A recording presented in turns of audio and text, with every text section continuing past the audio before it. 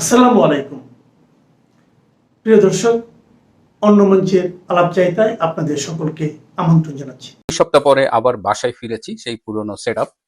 আপনারা ইতিমধ্যেই জানেন যে গতকাল foreign correspondents association of south Asia দিল্লিতে একটি প্রেস কনভারসেশনের আয়োজন করেছিল। সেখানে আওয়ামী লীগ নেতৃবৃন্দ উপস্থিত ছিলেন এবং সেখানে অডিও ভাষণ প্রদান করেছেন আওয়ামী লীগের সভানেত্রী বাংলাদেশের প্রধানমন্ত্রী শেখ হাসিনা। ইতিমধ্যে এই ভাষণ নিয়ে অনেক আলোচনা হয়েছে। আমি খুব কিছু পয়েন্টস বলবো। তার আগে আমি একটা জিনিস বলতে চাই যে এবার এই ভাষণটা নিয়ে আমরা কিছু সমালোচনা দেখেছি, যে সমালোচনাগুলো দেখে আমার খুব হাসি পেয়েছে। যেমন কেউ বলেছে যে ভাষণের যে অডিও অনেকটা সাউন্ড ভালো ছিল না, ঠিকমতো শোনা যায়নি। অনেকে বলেছে যে গোছানো বক্তৃতা ছিল না, অনেকে বলেছে ইংরেজিটা আরো ভালো হতে পারতো। তো এই সমালোচনাগুলো দেখে আমার একটা ব্যক্তিগত অভিজ্ঞতার কথা আপনাদের সাথে শেয়ার করি। আমি যখন পিএইচডি করতে আসছি অস্ট্রেলিয়ায়, সে অনেক আগের কথা, ২০০১ সাল থেকে, এবং তারপরে আমি দীর্ঘদিন মাস্টারি করেছি, নিজেও ১০ জন পিএইচডি স্টুডেন্টের সুপারভিশন কমপ্লিট করেছি। তো যে কথাটা আমি বলতে চাই যে আমাদের যারা সুপারভাইজার ছিল তাদের মধ্যে একটা বিতর্ক আমি খেয়াল করেছি। আমরা যারা নন ইংলিশ স্পিকিং কান্ট্রিজ থেকে আসি, আমরা অনেক ইংরেজিতে ভালো হলেও আমাদের ইংরেজি লেখার মানটা অধিকাংশ সময় যারা হোয়াইট ব্রিটিশ, অস্ট্রেলিয়ান বা আমেরিকান তাদের লেখার তুলনায় একটু দুর্বল। তো এটা নিয়েই যে বিতর্কটা হতো, বলা হতো যে কেউ বলতো যে বাবা, তোমার ইংরেজি নিয়ে মাথা ঘামাতে হবে না, তুমি যে রিসার্চটা করেছো সেই রিসার্চটা কতখানি ইম্পর্টেন্ট, সেইটা কতখানি স্ট্রং, সেটা ইম্পর্টেন্ট। আবার এক গ্রুপ বলতো যে না, ইংলিশটাও ভালো হতে হবে। তো একজন সুপারভাইজারের কথা আমার খুব মাথায় গেঁথে আছে যে বাবা, you do your good job, don't think about the language. তো এই যে একজন বাংলাদেশের রাজনৈতিক নেতা, তিনি ইংরেজিতে সঙ্গত কারণেই বক্তৃতা দিয়েছেন, কারণ ওইখানে ৩০০-র বেশি সাংবাদিক আগের থেকেই রেজিস্ট্রেশন করেছিল যে তারা এই ইভেন্টটা অ্যাটেন্ড করতে চায়। কিন্তু যখন এই সংবাদ সম্মেলনটা হয়েছে, সেখানে পুরা অডিটোরিয়ামটা কানায় কানায় পরিপূর্ণ ছিল। এর বাইরে ধরেন সারা পৃথিবী থেকে অনলাইনে তো অনেকেই শুনেছে। একটা সময় দেখা যাচ্ছে যে যেটা আমি দেখেছি সেখানে ১ লক্ষের বেশি লাইভ শুনতেছে। সুতরাং লক্ষ লক্ষ মানুষ লাইভ শুনেছে, পরে শুনেছে। তো শেখ হাসিনার ইংরেজি নিয়ে আমার মাথা ব্যথা নেই। এই ভাষণের স্ক্রিপ্টটা যদি আমাকে পাঠিয়ে বলা হতো যে বাবা একটু এডিট করে দাও বা রিভাইজ করে দাও, আমি টেকনোলজি ইউজ করে এটাকে একদম মানে চমৎকার ইংরেজি করতে পারতাম। কিন্তু সেটা আমার কাছে ইম্পর্টেন্ট না। তিনি কথা বলেছেন, অনেকেই হয়তো আবার বলার চেষ্টা করেছেন শেখ হাসিনার ইংরেজি উচ্চারণটা ফরেনারদের মতো হয় না। আমাদের তো হওয়ার প্রশ্ন আসে না। কিন্তু এই যে ভাষণটা তিনি দিয়েছেন, এমন একটা সময় দিয়েছেন, সেই ভাষণের গুরুত্ব, আমি তো বলবো যে খুবই সময় উপযোগী একটা ভাষণ তিনি দিয়েছেন। এবং এই ভাষণের কন্টেন্ট নিয়ে আমরা কিন্তু খুব বেশি গভীর আলোচনা শুনিনি। আমি তো খুব মনোযোগ দিয়ে শুনলাম। ৫টি দফা তিনি দিয়েছেন। এই দফার আগে এই ভাষণে তিনি ডক্টর ইউনূসকে যেভাবে পোট্রে করেছেন, ডক্টর ইউনূস সম্পর্কে যে কথাগুলো বলেছেন, এই ভাষণটা কিন্তু সারা পৃথিবীতে যারা বাংলাদেশের রাজনীতি নিয়ে এই মুহূর্তে ভাবছেন তারা সবাই শুনবেন, এটা নিয়ে বিশ্লেষণ করবেন। ডক্টর ইউনূসকে যেভাবে তিনি বিশ্বের সামনে উপস্থাপন করেছেন, দেখেন এই ডক্টর ইউনূস নোবেল লরিয়েট, আমাদের কাছে বিশাল একটা মহামানব হিসেবে ছিলেন। সেই মানুষটার ইমেজটা কিন্তু চ্যালেঞ্জড হয়েছে গতকাল। তিনি কি করছেন? তিনি একজন মানি লন্ডারার, বিদেশে টাকা পাচারকারী, তিনি একজন সুদখোর, তিনি একজন খুনি, তিনি একজন ফ্যাসিস্ট, তিনি একজন ভয়ঙ্কর ডিক্টেটর, একনায়ক। এই যে প্রতিটা বিশেষণ যে ব্যবহার করা হয়েছে তার নামের আগে, এর প্রত্যেকটা কিন্তু ব্যাখ্যার দাবি রাখে। আমি খুশি হতাম যারা এই ভাষণের সমালোচনা করছেন তারা যদি বলতেন যে তিনি যে ডক্টর ইউনূস সম্পর্কে এই কথাগুলো বলেছেন এগুলো সত্যি না অসত্য। আমরা সেই আলোচনাগুলো করি। এবং আমার তো মনে হয় যে এই ভাষণে ইউনূসের যে ইমেজ, এই ডক্টর ইউনূসদের বিষয়টা আপনাদের একটু বলি। এরা কিন্তু খুব স্বার্থপর এবং ব্যক্তি ইমেজ সম্পন্ন। এরা পৃথিবী ধ্বংস হয়ে যাক কিন্তু নিজের ইমেজটা যেন ধ্বংস না হয়, এই জন্য তারা এই যে দেখেন যে লবিস্ট ফার্মের পেছনে মিলিয়ন মিলিয়ন ডলার খরচ করে নিজের ইমেজ বিল্ডের জন্য। সে সারা পৃথিবীতে প্রচুর লক্ষ লক্ষ ডলার খরচ করে। সেই ইমেজটা আঘাত করার দরকার ছিল এবং that has been targeted with evidence. এটা মানে শেখ হাসিনার বক্তৃতার প্রতিটা পরতে পরতে কিন্তু আমরা বর্তমান বাংলাদেশের বাস্তবতাকে খুঁজে পাই। সেখানে প্রতিহিংসা নেই, সেখানে জিঘাংসা নেই, সেখানে ইউনূসের প্রতি ক্ষোভ নেই, বরং বাংলাদেশের বাস্তবতায় ডক্টর ইনুসকে তিনি উপস্থাপন করেছেন বিশ্বের সামনে। আমার তো মনে হয় যে এই কাজটা অনেকেই অনেকভাবে করেন, কিন্তু শেখ হাসিনা যখন করেছেন ইজ ভেরি ইম্পর্টেন্ট। তিনি বর্তমান বাংলাদেশের অবস্থা তুলে ধরেছেন। পুরো বাংলাদেশটাই আজকে একদম একটা কারাগারে পরিণত হয়েছে এবং বাংলাদেশটা একদম খাদের কিনারে দাঁড়িয়ে আছে।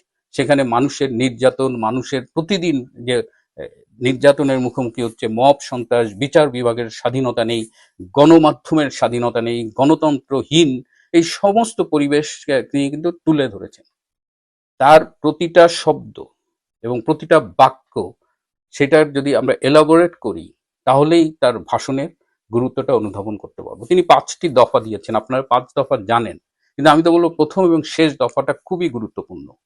তিনি ডক্টর ইনুসের অপসারণ চেয়েছেন, কারণ ডক্টর ইনুসের অধীনে বাংলাদেশে একটি ফ্রি অ্যান্ড ফেয়ার ইলেকশন সম্ভব নয় এবং ডক্টর ইনুসকে অপসারণের মাধ্যমেই বাংলাদেশে গণতন্ত্র পুনরুদ্ধার করতে হবে। ফেয়ার এনাফ, ডক্টর ইউনূসের অধীনে যেহেতু একটা অবাধ, সুষ্ঠু, নিরপেক্ষ নির্বাচন সম্ভব নয়, সুতরাং তার অপসারণটা জরুরি এবং তিনি বাংলাদেশকে পুনরুদ্ধারের যে সংকল্প ব্যক্ত করেছেন এবং এর জন্য দেশবাসীর প্রতি যে আহ্বান জানিয়েছেন, দ্যাটস ভেরি ইম্পর্টেন্ট। অনেকে বলেছেন যে এর আগে অনেক অডিও ভাষণে, বার্তায় তিনি বলেছেন ভোট বর্জন করতে হবে, কিন্তু গতকাল তিনি এ ব্যাপারে কিছু বলেননি। তিনি তো পুরো নির্বাচনটাই মানে আর অ্যাকসেপ্ট করছেন না। ভোট বর্জন তো পরের কথা। এবং বাংলাদেশে নির্বাচন 12 তারিখে হবে, এটার একটা সম্ভাবনা যেমন আছে, এটি না হবার পেছনে কিন্তু কাজ করবার এখনো চলছে। সুতরাং একেবারেই উড়িয়ে দিয়েন না যে 12 তারিখে নির্বাচন হবে না, বাট হওয়ার একটা সম্ভাবনা তৈরি হয়েছে।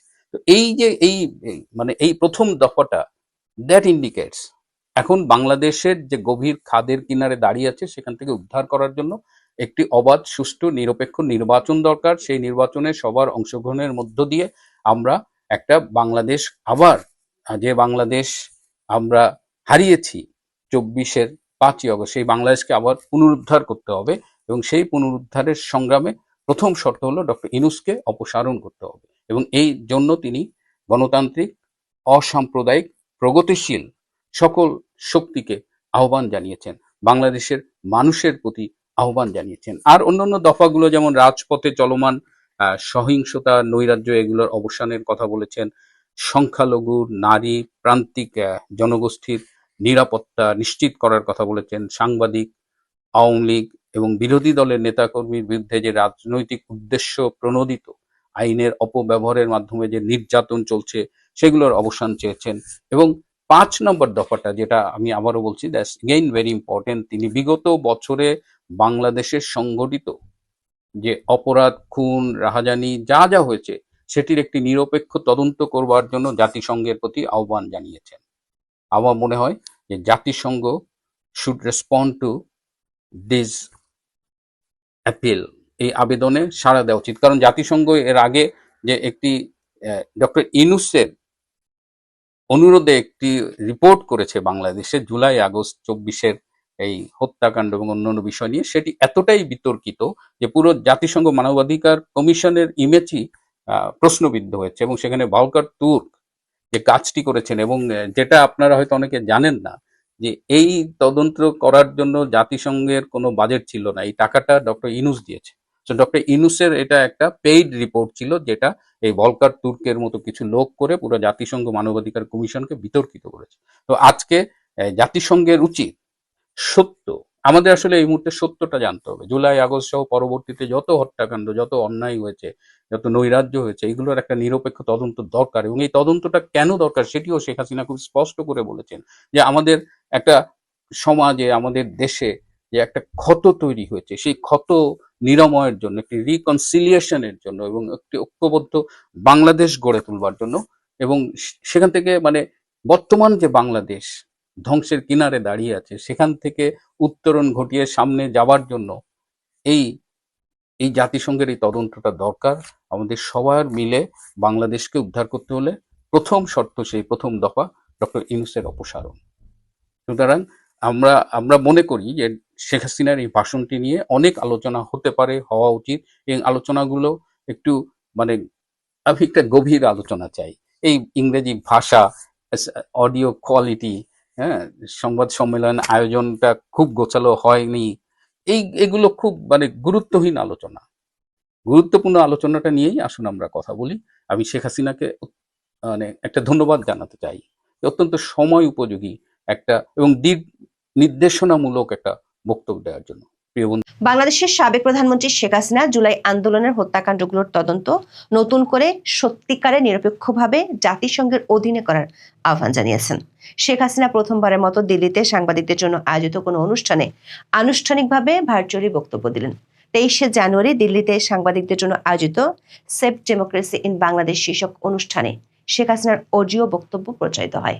প্রায় 10.5 মিনিটের এই অডিও ভাষণে শেখ হাসিনা অধ্যাপক ইউনূসের নেতৃত্বাধীন অন্তর্বর্তী সরকারকে সরিয়ে আইন শৃঙ্খলা পরিস্থিতির নিয়ন্ত্রণ ও বিচার ব্যবস্থার প্রতি মানুষের আস্থা ফিরিয়ে আনার জন্য আওয়ামী লীগের আন্দোলনে যোগ দেওয়ার আহ্বান জানিয়েছেন। দাবি করেছেন, ইউনূস সরকারকে না সরানো পর্যন্ত সুষ্ঠু, অবাধ ও নিরপেক্ষ নির্বাচন সম্ভব নয়। এজন্য তিনি সেনাবাহিনীর প্রতিও আহ্বান জানিয়েছেন বিভাজনমূলক কর্মকাণ্ড নির্মূলে সহায়তা করতে।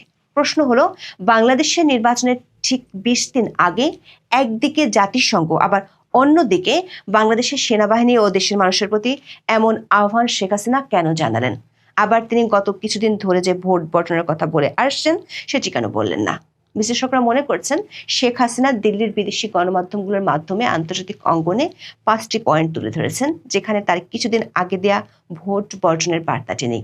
বরং তিনি নিরপেক্ষ তদন্ত সহ বাংলাদেশের আইন শৃঙ্খলা পরিস্থিতির চরম খারাপ অবস্থা, সংখ্যালঘু নির্যাতন, সাংবাদিক নিপীড়নের বিষয়গুলো তুলে ধরেছেন এবং এই বিষয়গুলো শুরু হওয়ার জন্য সুনির্দিষ্ট 3টি পক্ষের কাছে বার্তা পৌঁছে দিয়েছেন। আবার তার বার্তার শেষ দিকে পরিষ্কার যে তিনি প্রথমবারের মতো আন্দোলনে নামার ইঙ্গিত দিয়েছেন। আবার এই অডিও ভাষণ প্রচার কয়েক ঘন্টা আগে ভারতীয় সংবাদ মাধ্যম দ্য প্রিন্টে আওয়ামী লীগ সভানেত্রী একটি দীর্ঘ সাক্ষাৎকার প্রকাশিত হয়েছে। সেখানে তিনি 2024 সালের আন্দোলনের সময় প্রতিটি প্রাণহানির জন্য দুঃখ প্রকাশ করেছেন। তবে সেই সহিংসতার বিচারিক তদন্ত সীমিত করে ফেলা হয়েছে অভিযোগ করে সেজন্য অন্তর্বর্তী সরকারের প্রধান উপদেষ্টা মোহাম্মদ ইউনূসকে দায়ী করেছেন।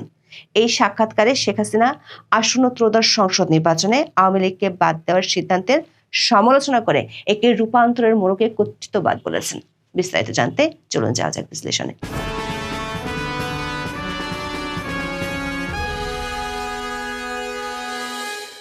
দর্শক, গত 19শে জানুয়ারি প্রচারিত ভিডিওতে আমরা জানিয়েছিলাম সাংবাদিকদের জন্য আয়োজিত কোনো অনুষ্ঠানে দিল্লিতে অবস্থানরত বাংলাদেশের সাবেক প্রধানমন্ত্রী শেখ হাসিনার প্রথমবারের মতো অডিও বক্তব্য প্রচার করা হবে।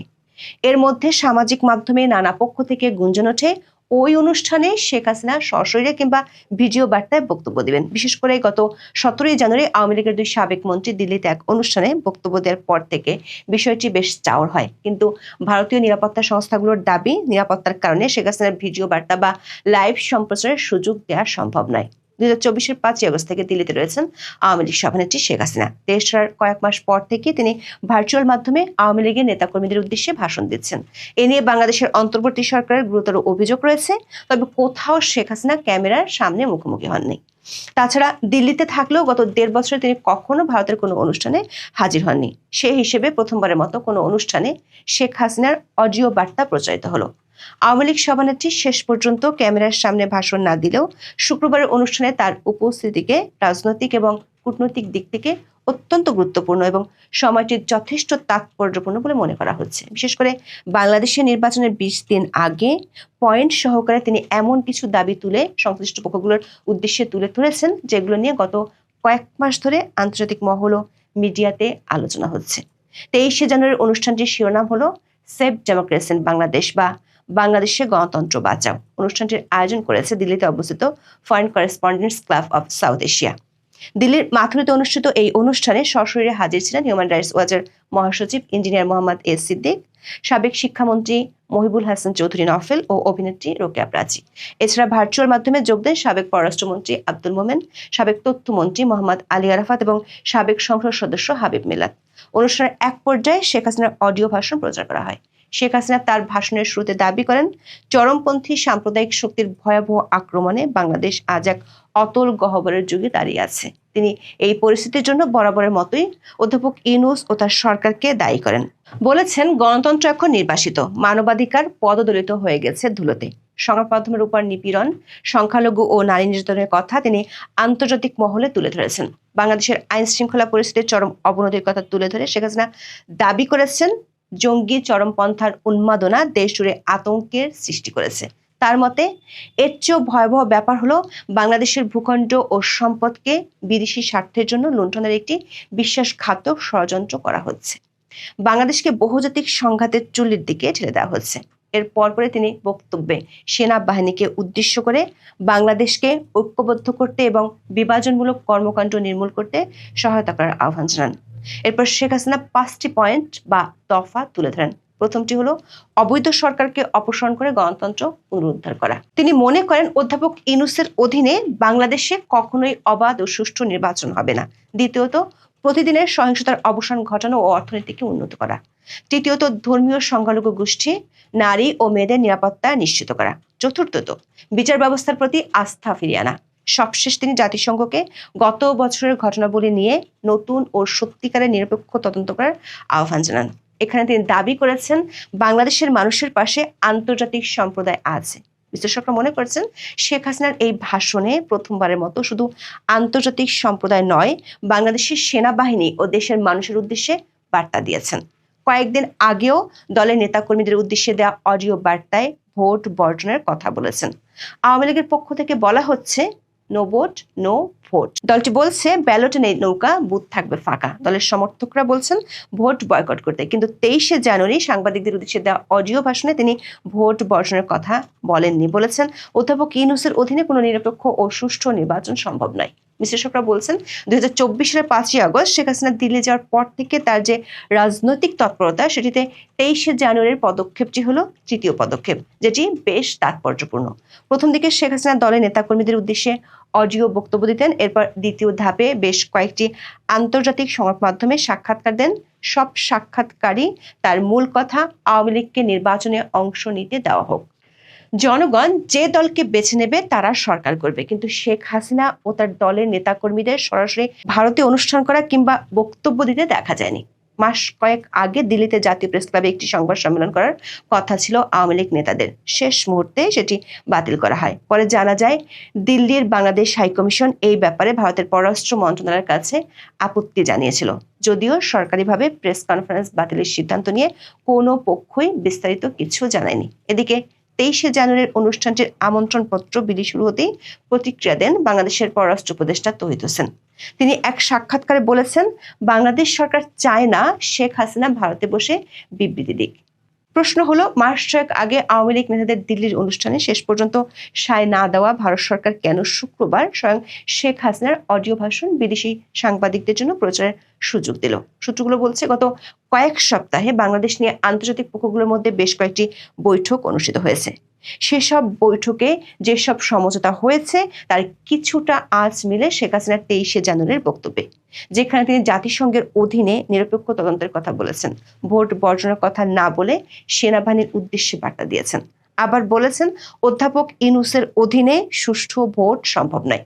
বিশ্লেষকরা মনে করেন বাংলাদেশের সাবেক প্রধানমন্ত্রী শেখ হাসিনা প্রথমবারের মতো একসাথে 3টি পক্ষের উদ্দেশ্যে আহ্বান জানালেন এবং এর আগে তিনি এরকম দফা ভিত্তিক কোনো বক্তব্য দেননি, যেখানে শুক্রবারের বক্তব্যে 5টি দফা তুলে ধরেছেন।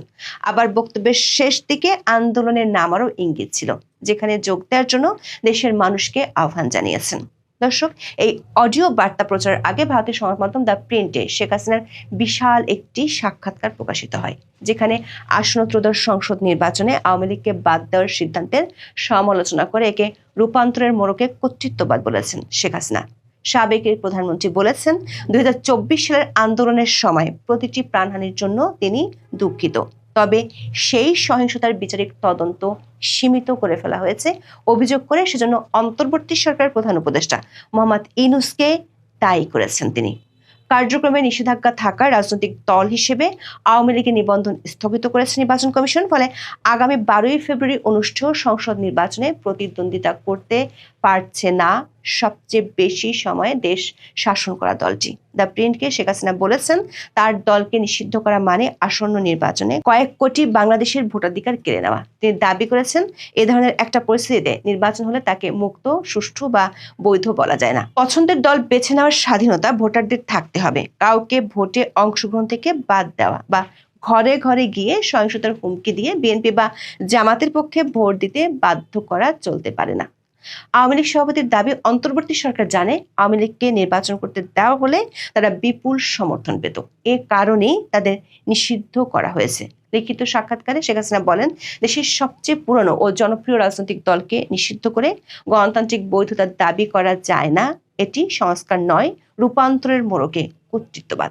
যদিও অধ্যাপক ইউনূস বরাবরই বলে আসছেন আওয়ামী লীগকে নিষিদ্ধ করা হয়নি, তাদের রাজনৈতিক কার্যক্রম সাময়িকভাবে স্থগিত করা হয়েছে। তবে শেখ হাসিনার ভাষ্য, ওই পার্থক্য অর্থহীন, কারণ তার দল প্রচার চালাতে, সংগঠিত হতে বা নির্বাচনে অংশ নিতে পারছে না। জুলাই আন্দোলন দমনে হত্যাকাণ্ড সম্পর্কে শেখ হাসিনা দাবি করেন, রাষ্ট্রের প্রতিষ্ঠানগুলো রক্ষা এবং প্রাণহানি ঠেকানোর তাগিদ থেকেই তার সরকার তখন কাজ করেছে।